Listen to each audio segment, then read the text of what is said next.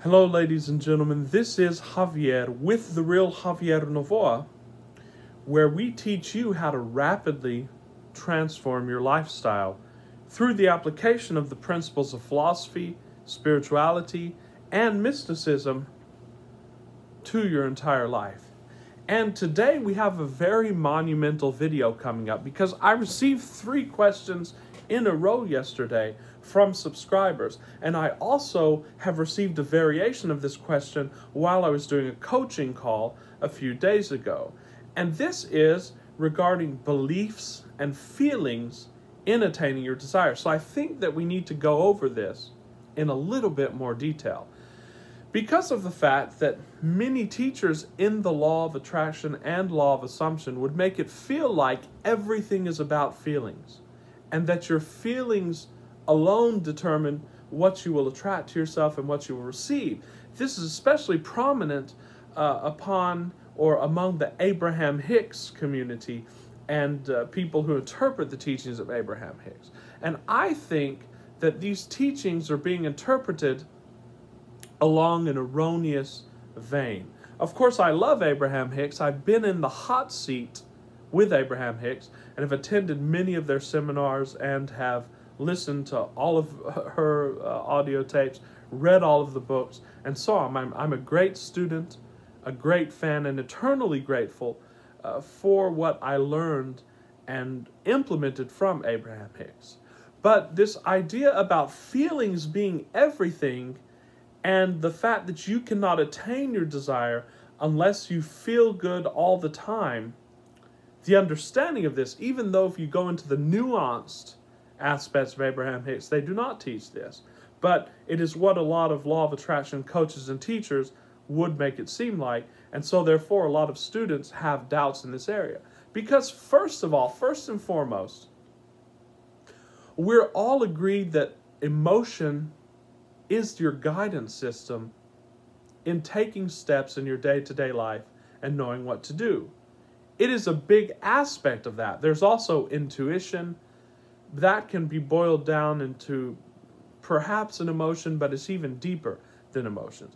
But emotions are a big part of your guidance system towards getting what you want. And it is also a good indicator of your energy levels. And the higher your energy levels, the quicker you will attract what you want into your life on the 3D. But this is all from the point of view of the 3D. In this course, what we teach is that you are a creature that lives in infinite dimensions, both horizontally and vertically. What do I mean? Vertically, we can say, are all the various possible film roles of your life. Anything that's possible is somewhere in the universe on a film roll. And of course, Vadim Zeland talks about this in Reality Transurfing. He uses the metaphor of a film roll that is predestined, and when you are on that film roll, though that set of scenarios will unfold, but there are infinite film rolls, and you can focus yourself onto another film roll. Neville Goddard, in his works, likens it to William Blake's there were figures, there was a hall of figures that were given life each time focus was put into them. And this is the infinite array of states that Neville Goddard talks about in his works, where any state can be given life by focusing upon it. So therefore, in this modality, you are horizontally in, at the same time, an infinite number of dimensions, because you can change your dimension in the now, and it can only be changed in the now. And I hope I'm making myself a little clear. Vertically, you're up and down that scale of being that we talk about in our channel, in which I'm in the process of publishing that chart as a picture so that we can all have access to it. But it's a scale of being where divinity is at the top and physicality is at the bottom, and in the middle are personality, individuality, context, which we talk a lot about on this channel, and you are in all those dimensions at once. However, only one aspect of that usually can be held within your consciousness. Although, with the tools that we teach you in this course, you can hold multiple dimensions in your consciousness at the same time. And those all come together in an array of feelings that we call state on this channel. So, just looking at the world empirically, it is empirically false that you cannot get what you want unless you feel good. Because we know a lot of billionaires and millionaires who are very depressed people, and yet they have gotten what they want in many aspects of their lives. Of course, deeply this is not the case, because what we all really want is a good feeling and a set of good feelings. It's not necessarily one good feeling, though, and this is another aspect, because sometimes we feel like bouncing off the wall enthusiasm, and sometimes we feel like interest, we feel like focusing on a task, and sometimes we feel hopeful, and sometimes we just feel content in that state just above boredom. All of these are good feelings, but there's an infinite amount of variation in those feelings. So the point of all this is that no, you don't have to feel a certain way to get what you want. So stop trying to feel a certain way, because as many great spiritual teachers have noted, and that you can just feel this, you can experiment with this in your own life, trying to feel good all the time is a negative feeling. It's a negative experience, because you're judging your feelings on the pole of duality. And in essence, there is no duality, because in the spiritual, and especially when we go up to the divine and the knowing of the divine, there's only one. And the way to live a complete and full life is to bring that knowledge of unity into the multiplicity. And in multiplicity, we discover the unity. So therefore, we are no longer held hostage to this pole of dualities. And duality is love, hate, fear, excitement, or fear and love, sadness and happiness. We can feel an infinite array of emotions at any given time. So what's the basis that I want to convey here? Well, the basis is that in any state that you want, there is an array of emotion, negative or positive. And a lot of spiritual teachers talk about that when you actually want to get into your state, you can view that state from either a negative or a positive vantage point, and you can begin to penetrate and persist in that state, persevere in that state. For example, let's say I want to get wealthy. Well, what one very knowledgeable spiritual teacher says is that you can start thinking about what are the problems that you would have if you had this wealth. Well, I'd have to figure out where to put my money. I'd have to figure out how I'm going to keep the money. This could be seen as a state of worry, and yet you're in that state. And what we are told is that when we are in a state and we persist in a state, that is the way that we have that state feel natural to us. So Neville Goddard describes it beautifully when he talks about the whole goal of using the spiritual to manifest the physical is trying on a state like a garment and wearing that until it feels natural. And of course, the first few times, and it depends upon the strength of your focus, and it's all about focus, it's not going to feel natural. But once it feels natural, it has no choice but to manifest in the physical. I just wanted to read maybe a passage from this great book by Neville Goddard, The Power of Imagination, where he goes into all these topics very deeply. What he says is, freedom or imprisonment, satisfaction or frustration can only be differentiated by the consciousness of being. Regardless of your problem, its duration, or its magnitude, careful attention to these instructions will, in an amazingly short time, eliminate even the memory of the problem. Ask yourself this question: how would I feel if I were free?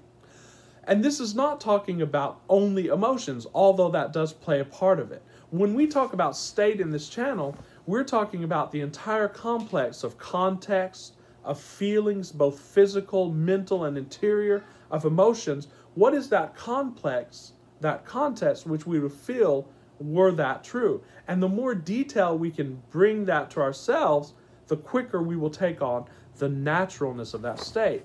So he says, the very moment you sincerely ask this question, how would it feel if I were in this state? the answer comes. No man can tell another the satisfaction of his desire fulfilled. It remains for each within himself to experience the feeling of joy of this automatic change of consciousness. The feeling or thrill that comes to one in response to his self-questioning is the father state of consciousness or foundation stone upon which the conscious change is built. This is a feeling that you'll get once you click into that state, but it's not a feeling that's going to be kept with you permanently, because we didn't come here to have a permanent feeling. We came here to experience all the feelings and emotions. But you will attain this feeling of joy with the clicking into place, so to speak, of that state. But don't try to hold on to it, because that's duality, and that in itself is negative emotion. The main point here, ladies and gentlemen, is that you're going to get whatever you want, no matter how you feel, no matter if you think you will believe it. For you do not have to believe in God because God believes in you. Take that to heart. The belief of God is sufficient, and any belief or feeling or emotion that needs to happen in order to move the ball forward will happen of its own accord, and you'll find yourself automatically having that. You'll find yourself automatically feeling joy. You'll find yourself automatically imagining what you need to imagine in that time. The universe does it all for you, and that's why in this course we don't emphasize changing beliefs, except for those cornerstone beliefs that you run into problems with time and time again. But we don't teach trying to change beliefs, because you don't need to. That's effort and that's force, and there's no need to use force in this course, either interior or exterior, for you came here to live it all. So he says, all things express their nature. As you wear a feeling, it becomes your nature. It might take a moment or a year. It is entirely dependent upon the degree of conviction. As doubts vanish and you can feel, I am this, and remember, they vanish of their own accord, you begin to develop the fruit or the nature of the thing you're feeling yourself to be. When a person buys a new hat or a pair of shoes, he thinks everyone knows that they're new. He feels unnatural with his newly acquired apparel until it becomes part of him. And as you oscillate between naturalness and unnaturalness, you will have positive or negative emotions commensurate with that. But don't worry about that, for that is a natural process, and that's duality. But you can stand in your wish fulfilled no matter how you feel, because you have a knowing that is beyond feeling. You understand what I'm saying? This stuff goes beyond feeling, or as Nietzsche said, beyond good and evil. And we can go into that. But it doesn't matter how you feel. Know that you have it, claim it, and attain that state and keep imagining it, and eventually you will feel the joy of knowing that you have that. And that's where you go into what Neville Goddard calls the Sabbath. Not knowing that consciousness is ever out picturing itself in conditions round about you, like Lot's wife, you continually look back upon your problem and again become hypnotized by its seeming naturalness.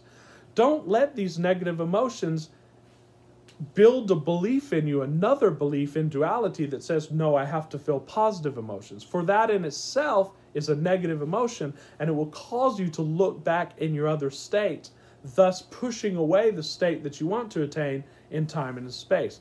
Know this well. Stop thinking that you have to feel a certain way, and stop trying to force yourself to feel a certain way.